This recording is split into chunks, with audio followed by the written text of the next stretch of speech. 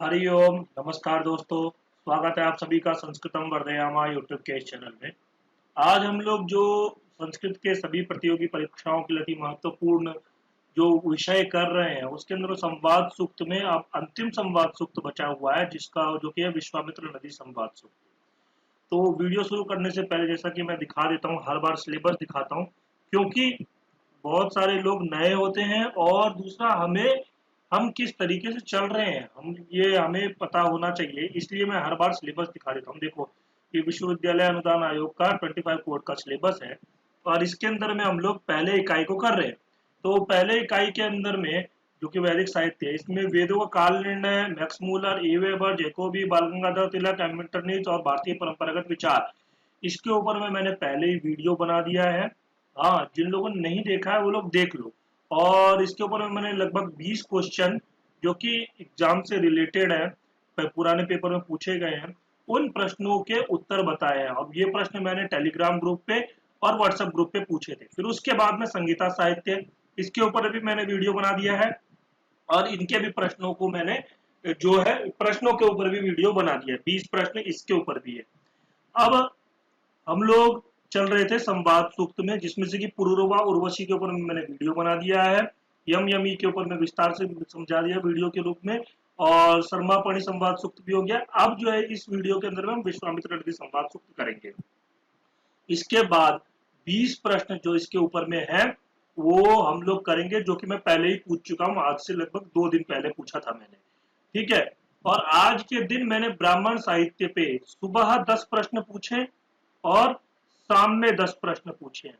तो अब जिन लोगों को, जो लोग नए हैं और या जो लोग प्रश्न का उत्तर देकर के अपनी तैयारी देखना चाहते हैं और अपने अपने मतलब अभ्यास करना चाहते हैं, तो वो लोग टेलीग्राम के ग्रुप में ज्वाइन हो जाइए। टेलीग्राम ग्रुप का लिंक मैं आपको देता हूं यहाँ। ये टेलीग्राम ग्रुप का लिंक है। इस टेलीग्राम ग्रुप पे मैं सुबह अभी डेली लगभग पूछूंगा। अभी शुरुआत किया है, तो डेली 10 प्रश्न सुबह और 10 प्रश्न शाम, जो कि ऐसे प्रश्न होंगे जो कि पुराने पेपर में आए हुए हैं या पेपर में आ सकते हैं, ऐसे प्रश्न होंगे लगभग।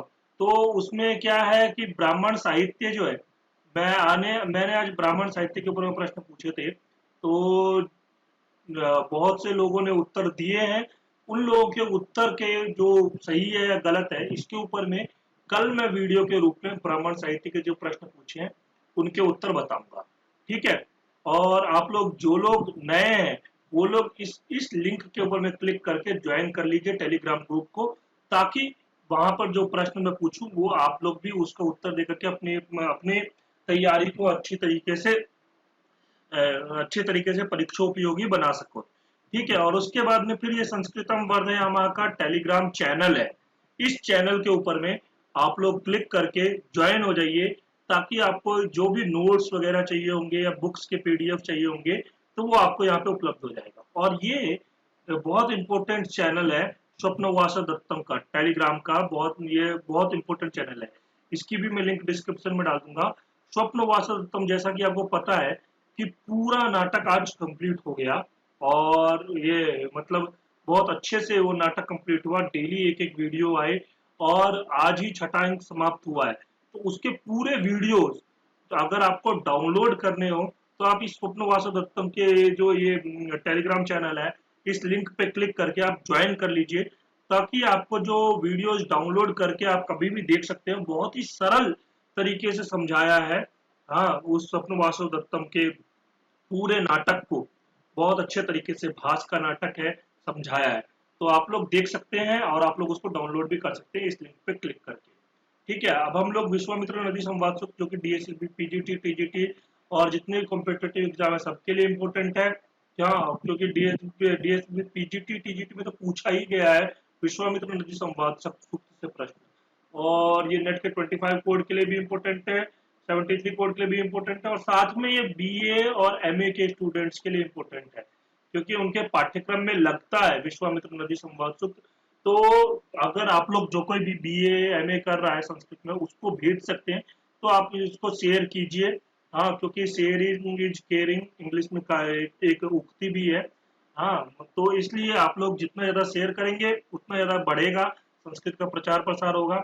यही मेरा उद्देश्य भी है और यही सबका उद्देश्य है, हम लोगों का, सबका जो संस्कृत पढ़ते हैं सबका उद्देश्य यही है। चलिए, अब मैं वीडियो शुरू करने से पहले एक बात बता देना चाहता हूँ कि ये वीडियो थोड़ा सा लंबा हो सकता है, लगभग 1 घंटे तक का हो सकता है। कारण क्या है? क्योंकि विश्वामित्र सभी नदी संवाद सूक्त में 13 मंत्र है और 13 मंत्र की अच्छे से व्याख्या इसमें किया गया है। तो इसलिए आप लोग आराम से देखिए, धैर्य से देखिए, आपको पूरा विश्वामित्र नदी संवाद सूक्त समझ में आ जाएगा। और फिर कहीं भी कोई भी प्रश्न हो तो आप लोग कमेंट कर सकते हैं। विश्वामित्र नदी संवाद सूक्त, यह ऋग्वेद के तृतीय मंडल का 33वां सूक्त है। सबसे पहले तो ये चीज याद रखना कि तृतीय मंडल का, अभी तक हमने जितने भी मंत्र जो पढ़े हैं, हमने जितने भी ये सूक्त पढ़े हैं, चाहे वो पुरुरवा उर्वशी हो, चाहे शर्मा पणी हो, चाहे यम यमी हो, तीनों के तीनों दसम मंडल के थे। ठीक है, और ये एक तृतीय मंडल का सूक्त है। ठीक है ना, ये चीज याद रखना। और मैंने जो पिछली वाली वीडियो में प्रश्न पूछा था, उससे पिछली वाली वीडियो में भी प्रश्न पूछा था कि दसम मंडल में टोटल कितने सूक्त हैं। तो एक ने, किसी ने उत्तर दिया, बोला 1024। गलत है उनका, उसका गलत है। टोटल 191 सूक्त है। ठीक है ना, 191 सूक्त है। और ये अब मैं प्रश्न आपसे पूछता हूं कि तृतीय मंडल का ऋषि कौन है? ठीक है, और दूसरा कि तृतीय मंडल में कितने सूक्त हैं। ये दोनों चीज, ये दोनों प्रश्न आपसे पूछ रहा हूं कि तृतीय मंडल में कितने सूक्त हैं। ठीक है, कितने सूक्त हैं और इसका ऋषि कौन है। ठीक है, मैं एक बार ऐसा करता हूँ, पूरा साफ कर देता हूँ, फिर उसके बाद मैं अच्छे से लिख दूंगा। हाँ, अब इसमें ऋषि और आपका सूक्त, ये दोनों चीजें आप लोग कमेंट करके बताइए। इससे आप लोगों को भी एक चलता तैयारी होती रहेगी। आप लोगों को भी क्वेश्चन का जब आंसर देते हैं तो हमें बहुत सारी चीजों का पता लगता है। ठीक है, 33वां सूक्त है, इसमें टोटल 13 मंत्र है, इसमें त्रिस्तुप छंद है, इन जिनमें, अब देखो इसके अंदर में क्या चीज वर्णन किया गया, पंचनद प्रदेश में विपाशा, जो कि आज की हो गई व्यास, चतुद्री यानी कि सतलज। हाँ, और नदियों का मानवीकरण करते हुए विश्वामित्र के साथ उनकी बातचीत दिखाई गई है। सुदास के पुरोहित, वो किसके पुरोहित? सुदास के पुरोहित विश्वामित्र अपनी जजमान की सेना यानी कि भरत सेना के साथ इन नदियों के संगम पर आए और उनसे प्रार्थना की कि नदियां झुक जाए जिससे सेना पार हो सके। विश्वामित्र ने राजनीतिज्ञ के समान उन्हें अपनी बातों को बात मानने के लिए विवश कर दिया और भारत की सेना, जो भरत सेना जो थी वो नदी पार कर गई।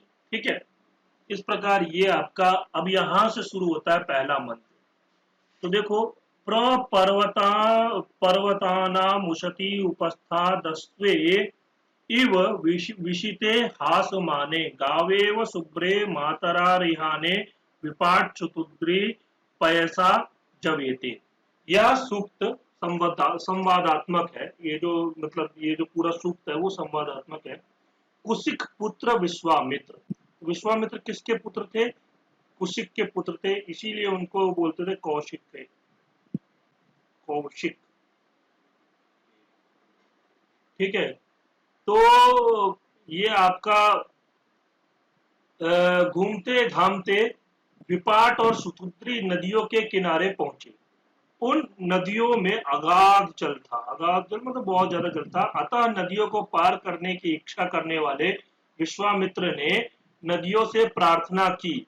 प्रथम के 3 मंत्रों द्वारा विश्वामित्र नदियों की स्तुति करते हैं। इसमें जो 13 मंत्र हैं उसमें से 3 मंत्रों के द्वारा जो विश्वामित्र हैं वो नदियों की स्तुति करते हैं। विपाट यानी कि आधुनिक व्यास और सुतुत्री आधुनिक सतलज, ये दोनों नदियां पहाड़ से निकलकर पानी से भरपूर होकर वेग से समुद्र की तरफ उसी प्रकार दौड़ी जा रही हैं जिस प्रकार 2 घोड़ियां बंधन से मुक्त होने पर प्रसन्नता के कारण हिनहिनाती हुई इधर उधर वेग से भागती है, अथवा दो गायें अपने बछड़ों की तरफ वेग से दौड़ती है। मतलब अब ये दोनों नदियों की उपमा कर रहे हैं, मतलब दोनों दोनों नदियों की बता रहे हैं कि कैसे ये दोनों नदियां बह रही है। ठीक है, तो देखो सबसे मतलब ये पहले मंत्र का अर्थ देखो, विशिते हाशमाने अश्वे इव, बंधन से मुक्त होने के कारण प्रसन्नता से हिनहिनाती हुई दो घोड़ियों की तरह। विशिते हासमाने अश्वे इव। ठीक है, यहाँ पे एक एक पंक्ति का अर्थ किया हुआ है।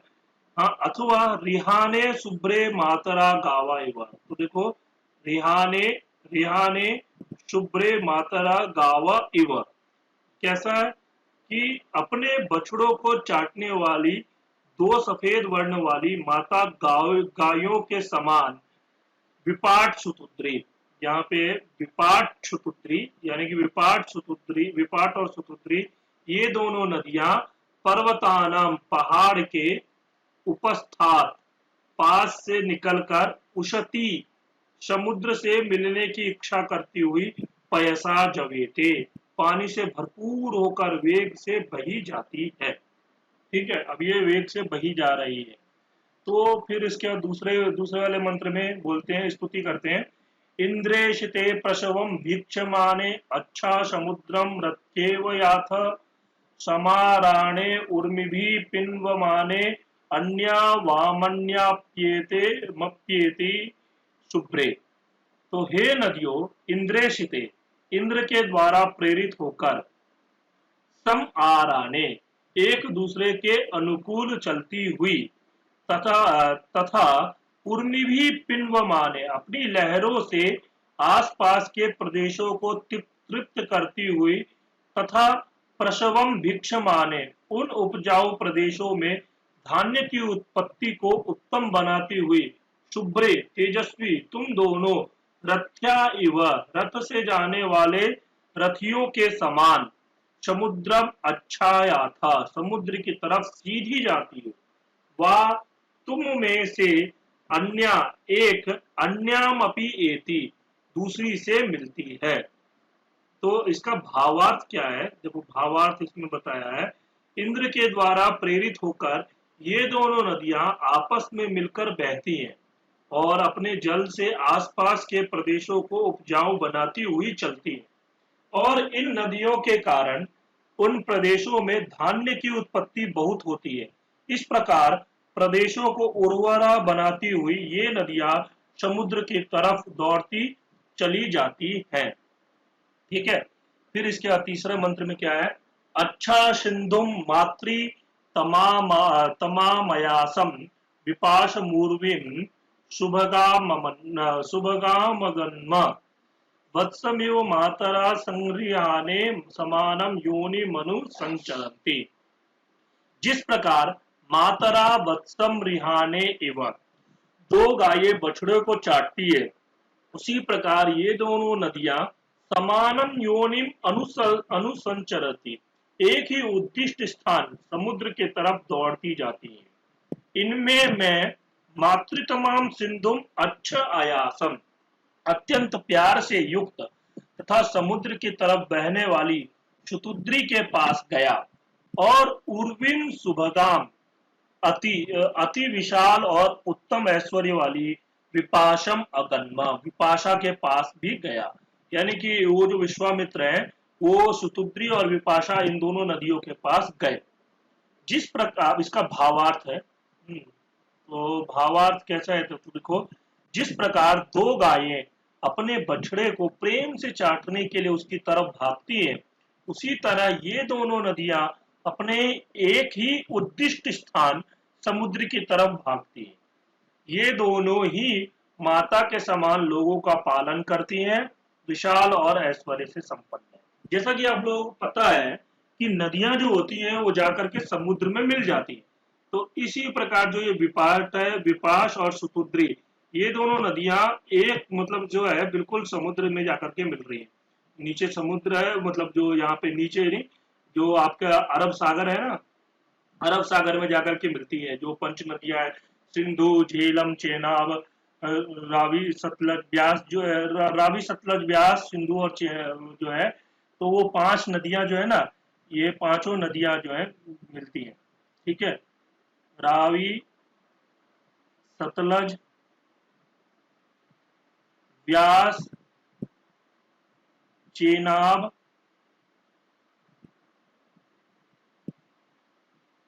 और झेलम, ये जो है ये सिंधु की सहायक नदियां हैं।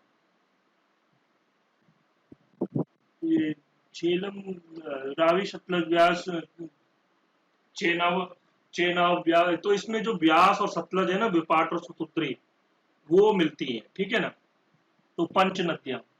इसके बाद आता है मंत्र संख्या 5वां। एना वयम पैसा पिन्वमाना अनुयोनिम देवकृतम चरंती न वर्तवे प्रशवा सर्ग तक्तः किम यूर विप्रो नद्यो जोहवीति। वयम, हम नदियां, एना पैसा, हम पानी, इस पानी से पिन्वमाना, प्रदेशों को तृप्त करती हुई, देवकृतम, देव के बताए गए, योनिम अनुचरंती, स्थान की तरफ चली जा रही है। सर्ग तक्तः प्रसव न वर्तवे, बहने के काम में रत रहने वाली हम अपने उद्योग से कभी विराम नहीं लेती। फिर विप्रह, यह ब्राह्मण, नद्या, हम नदियों की, किम यू जोहवीति, क्यों स्तुति कर रहा है। अब ये नदियां सोचती हैं कि ये ब्राह्मण क्यों हमारी स्तुति कर रहा है, क्योंकि अभी मैंने बताया था कि तीन तीन मंत्रों के अंदर में स्तुति है, तो अब 3 मंत्रों में स्तुति खत्म हो गई। अब ये नदियां जो वो कह रही हैं कि ये नदियां अपने जल से आसपास के प्रदेश को उर्वरा बनाती हुई परमात्मा के द्वारा उद्दिष्ट स्थान समुद्र की तरफ बहती चली जाती है। तो ये नदियों का काम ही है, तो वो समुद्र की तरफ बहती हुई चली जा रही है। ये हमेशा बहती रहती हैं, इनका बहना कभी बंद नहीं होता। हाँ, तो ये कभी विश्राम नहीं लेती है। फिर ये जब ये कभी विश्राम नहीं लेती, तो वो लोग क्या सोच रही है कि ये फिर हमारी क्यों, ये ब्राह्मण जो है हमारी स्तुति कर रहा है। इसके बाद 5वां, ये वाला मंत्र बहुत इंपॉर्टेंट है और ये 2-3 बार नेट की परीक्षा में पूछा गया है, लगभग 2 या 3 बार पूछा गया है। हाँ, रमध्वम में वचसे सौम्याय ऋतावरी रूपा मुहूर्तमेवे प्रसिंधुमच्छा ब्रियति मनीषा वस्युरहवे कुशिकस्य सूनु। अवश्य हो, अपनी रक्षा की इच्छा करने वाला, कुशिकस्य सूनु, कुशिक का पुत्र मैं, ब्रियति मनीषा, उत्तम स्तुति से, सिंधु अच्छ अहवे, नदियों की प्रार्थना करता हूँ। हे ऋतावरी, हाँ, जल से भरपूर नदियों, ने सौम्याय वचसे, मेरी नम्र प्रार्थना को मानकर, एवं ही, अपनी गति को, मुहूर्तम उपरमध्व, हाँ, थोड़े से क्षण के लिए रोक दो। इस मंत्र में विश्वामित्र नदियों से अपनी अभिलाषा व्यक्त करते हुए प्रार्थना करते हैं। हे नदियों, मैं तुमसे प्रार्थना करता हूँ, मैं पार उतरना चाहता हूँ, अतः तुम मेरी नम्र प्रार्थना को सुनो और थोड़ी देर के लिए बहना बंद कर दो, ताकि मैं पार उतर जाऊं। इस प्रकार जो है विश्वामित्र नदी से अपनी प्रार्थना को कहते हैं, और फिर उसके बाद नदी जो है उनकी प्रार्थना को मानती है कि नहीं मानती है, वो हम आगे के मंत्रों में देखेंगे। तो छठा मंत्र जो है इसमें कह रहे हैं, इंद्रो अश्मा अरदद वज्रबाहु रपाहन वृत्रम परिधिम नदीनाम देवो अनयत सविता सुपानिस्तस्य वयम प्रसवे याम उर्वी। हाँ, फिर नदियों ने कहा, अब नदियां कह रहे हैं, हे विश्वामित्र, वज्रबाहु इंद्र अस्मान आरदत, वज्रों को हाथों में धारण करने वाले इंद्र ने हमें खोदा। आरदत का मतलब होता है खोदा। ठीक है, आरदत इसका मतलब हो गया खोदा। ठीक, यहां लिखा भी हुआ है नीचे, आरदत खोदा, रदती ही खनति कर्मा। हाँ, ठीक है। तो उन्होंने जो इंद्र ने अपने वज्र वज्र जिसके हाथ में है, ऐसे इंद्र ने धारण के, जो वज्र को धारण करते हैं, उन्होंने हमें खोदा, तथा नदी नाम परधिम, और नदियों को सीमित करने वाले वृत्रम, वृत्र को अपाहन, मारा, वृत्र नामक असुर को जो इन्होंने मारा। ठीक है। सविता सुपनः, सु सुपाणी, यहाँ पे पानी ही होना चाहिए, सुपाणी ही, देवः, हाँ, तो सबको उत्पन्न करने वाला, उत्तम हाथ वाला तेजस्वी इंद्र हमें, हाँ, अनयत, आगे ले गया। ठीक है। अतः वयम, अतः हम, तस्य प्रसवे, उसकी आज्ञा में, उर्वी ही पानी से परिपूर्ण होकर यामा जाती है। तो अरदत का मतलब मैंने बता दिया, रदती मतलब खनित खनति कर्मा, भावार्थ इसका देखते हैं। विश्वामित्र की प्रार्थना सुनकर नदियां उनसे कहती है, हे विश्वामित्र, हमें तो इंद्र ने खोद कर बहाया है, उसी ने हमारा मार्ग निश्चित किया है। वृत्र ने हमें सीमित करने का प्रयत्न किया था, पर इंद्र ने उसे मारकर फिर हमें प्रवाह युक्त बनाया। हाँ, हम उसी की आज्ञा में बह रही हैं, अतः हमारी गति कैसे रुक सकती है। तो वो फिर जो है नदियां कहते हैं कि हम अपनी गति को रोक नहीं सकते हैं। तो फिर उसके बाद में फिर क्या है आगे वो कहते हैं, फिर नदियां ही कह रहे हैं, प्रवाच्यम सस्वधा वीर्यम तदिन्द्रस्य कर्म यदहिम वृश्चत विवज्रेण परिषदो जगानायन नापो अयन अयनमिच्छमाना यद अहिम विवृतश्च। इंद्र ने जो अहि राक्षस को मारा, इंद्र से तत्कर्म वीर्यम, इंद्र का वह कर्म और बल, सस्वधा प्रवाच्यम, अनेक तरह से वर्णन करने योग्य है। इंद्र ने जो जिस अहि राक्षस को जो मारा, तो वो उसका जो पराक्रम है वो बहुत तरीके से, मतलब उसका वो जो बल पराक्रम है उसको वर्णन करने के योग्य है।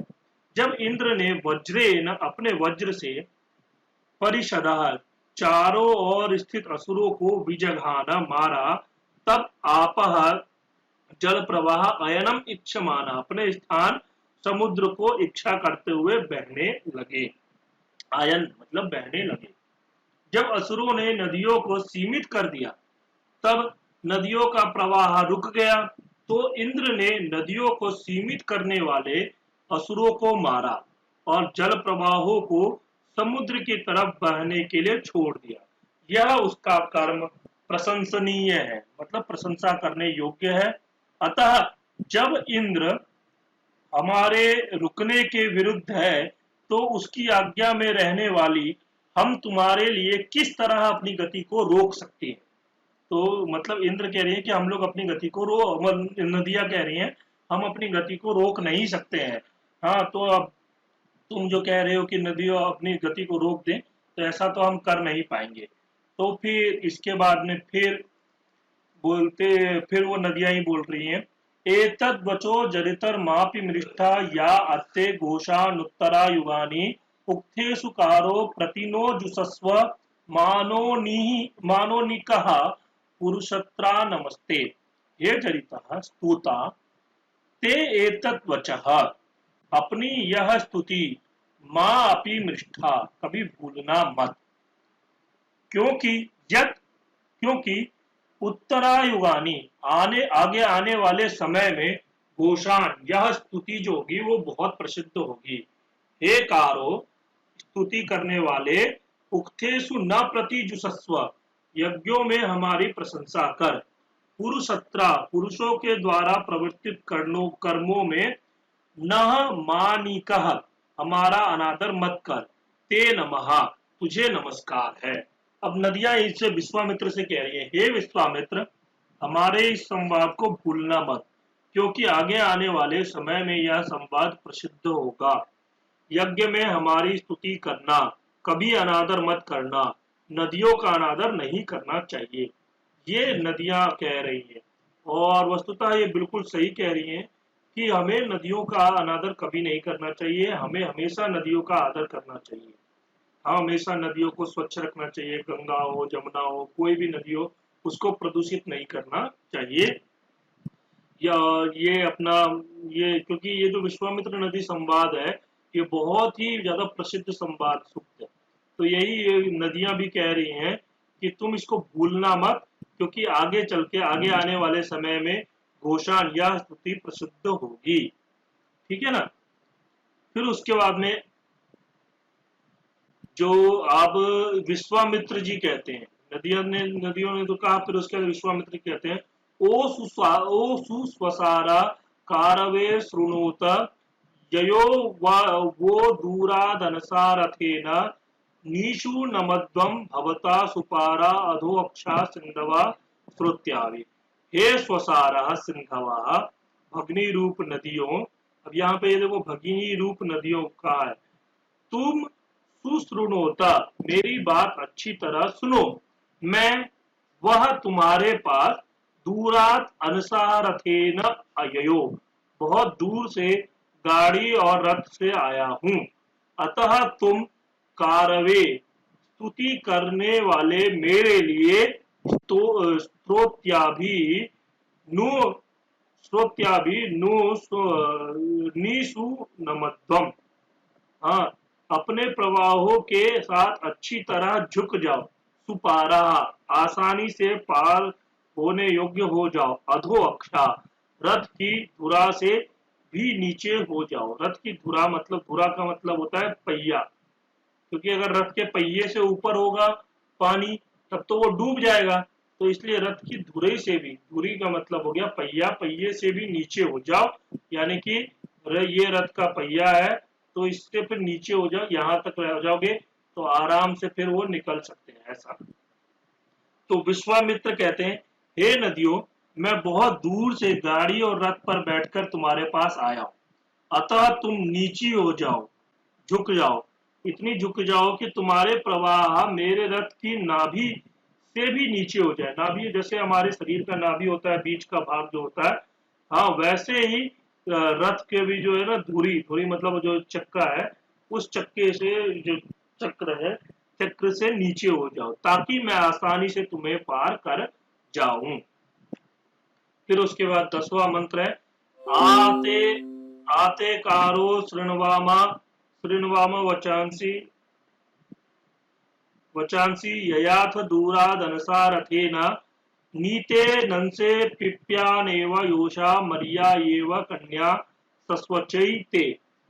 हे कारो स्तुता, अब ये नदियां कह रही हैं, हे वचांसी शृण्वाम, हम तेरी प्रार्थनाओं को सुनती हैं, किम कि तुम दूरात अनुसारथेन आययाथ दूर से गाड़ी और रथ से आए हो, इसलिए जिस प्रकार पिप्यमाना योषा एवं बच्चे को दूध पिलाने वाली माता नम्र हो जाती है, अथवा कन्या मर्याये सस्वचई कोई कन्या पुरुषों को आलिंगन देने के लिए नम्र हो जाती है, उसी प्रकार हम ते ते नीनन से तेरे लिए झुक जाती।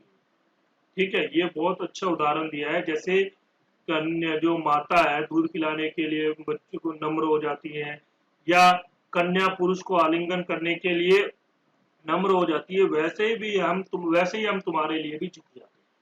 तो बाबा देखो नदियां कहती हैं, हे स्तुता, हमने तेरी प्रार्थनाओं को सुन लिया है, हम यह भी जानती हैं कि तुम दूर से गाड़ी और रथ से आए हो, इसलिए जिस प्रकार बच्चे को दूध पिलाने वाली माता नम्र हो जाती है, अथवा जैसे कोई कन्या पुरुष को आलिंगन देने के लिए नम्र हो जाती है, उसी प्रकार हम तेरे लिए झुक जाती हैं।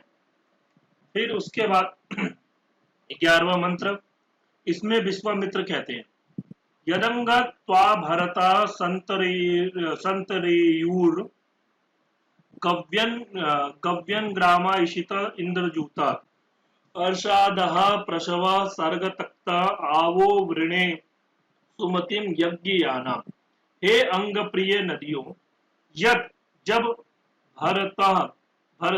भरण पोषण करने वाले मनुष्य त्वा संतरेयु तुम्हें पार करना चाहे, तब गव्यन इशिता तुम्हें पार करने की इच्छा से प्रेरित होकर, अथवा इंद्रजूता इंद्र से प्रेरित होकर, ग्रामः उन मनुष्यों का समूह आह प्रतिदिन सर्ग तख्ता प्रसवा, बहने वाले प्रवाह को अर्थात पार कर जाए।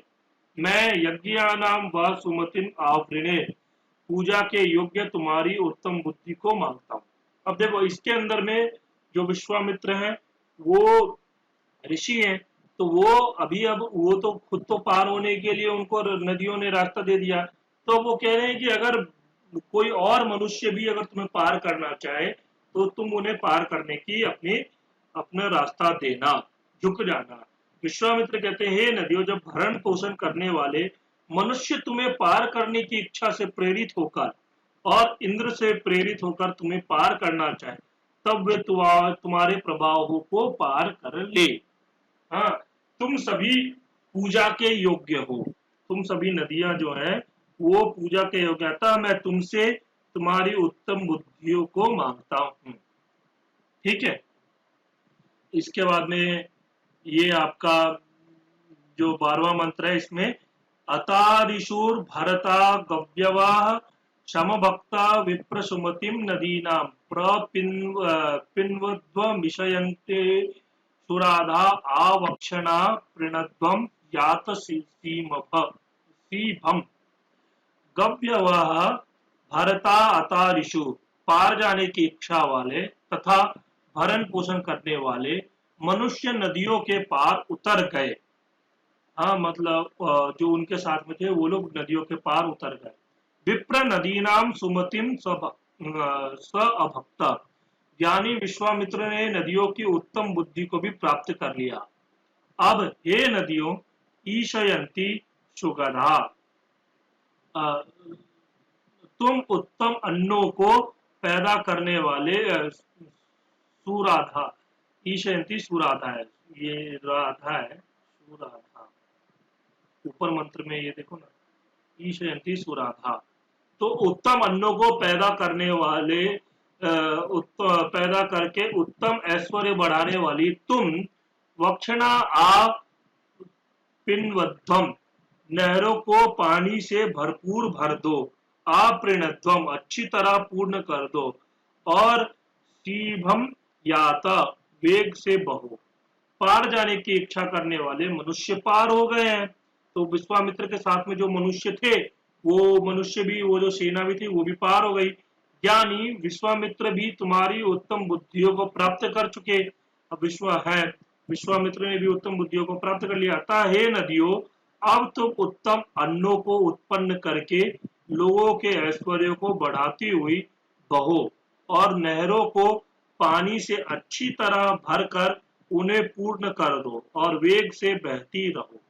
ठीक है, इसके बाद अब ये अंतिम मंत्र है, इसके अंदर में भी कह रहे हैं कि हे नदियां, तुम क्या क्या करो, इसके बारे में कह रहे हैं। उद्व ऊर्मी सम्या अंत्वापो योक्त्राणि मुंचता, मादुष्कृतौ येन साग्न्यो सूनमारताम। हे नदियों, वह ऊर्मी सम्या हंतु, तुम्हारी लहरें यज्ञ स्तंभ से टकराती रहे। आपह योक्त्राणि मुंचत, तुम्हारे जल बैलों के जोतों, मतलब जो बैल को जोतते हैं ना, जोतों को मुक्त करते रहे। और इस प्रकार हे अदुष्कृतो भी एनसाग्न्यो, कभी दुष्ट कर्म न करने वाली, पाप रहित और हिंसा के अयोग्य नदियों, तुमसे सूनम अरताम, समृद्धि दूर न जाए। हे नदियों, तुम्हारी लहरें यज्ञ स्तंभ से टकराती रहे, अर्थात तुम्हारे किनारों पर सदा यज्ञ चलते रहे। नदियों के किनारे पर देखोगे, नदियों के किनारों पर ही यज्ञ होता है। क्यों? क्योंकि नदियों के किनारों पर जो है यज्ञ हमेशा इसीलिए चलते रहते हैं क्योंकि वहां पर जो है पाप से रहित वातावरण रहता है। तुम्हारे तुम्हारे जल बैल के जुओ, मतलब क्या है, ये जो बैल को जोतते हैं ना, उसको मुक्त करते रहे, अर्थात तुम्हारे किनारे में कृषक खेती करते रहे। अब नदियों के किनारे ही देखो, नदियों के जल से खेती होती है, तो वही खेती करते रहे। तुम निष्पाप होकर हमेशा समृद्धि को प्राप्त हो, तुम जो निष्पाप होकर के हमेशा समृद्धि को प्राप्त हो। नदियों की हिंसा नहीं होनी चाहिए। हाँ, उनके पानी का दुरुपयोग करना ही उनकी हिंसा है। तो पानी का दुरुपयोग करना, पानी को प्रदूषित करना ही जो है उनकी हिंसा है। अतः हमें भी नदियों का पानी को प्रदूषित नहीं करना चाहिए। ये हमारा विश्वामित्र नदी संवाद सूक्त से हमें सीख लेनी चाहिए कि हमें भी उनकी जो हिंसा नहीं करनी चाहिए नदियों की। ठीक है, ये आपका पूरा 13 मंत्र हो गया। और अब आगे इनके ऊपर में जो प्रश्न मैंने पूछे थे 20 प्रश्न, उन प्रश्नों के उत्तर मैं उसके ऊपर मैं एक वीडियो लेकर के आऊंगा। ठीक है, और मैं ये कह रहा हूँ कि अपने दोस्तों को शेयर कीजिए, क्योंकि जितना आप शेयर करेंगे उतना ज़्यादा इसका प्रचार होगा। और क्योंकि विश्वामित्र नदी संवाद सूक्त जो है बहुत इंपॉर्टेंट संवाद सूक्त है, और ये हर जगह हर परीक्षा में लगभग आता ही है इसके एक प्रश्न। ठीक है ना, चलिए धन्यवाद, मिलते हैं अगली वीडियो में। ज़्यादा बड़ा नहीं हुआ वीडियो।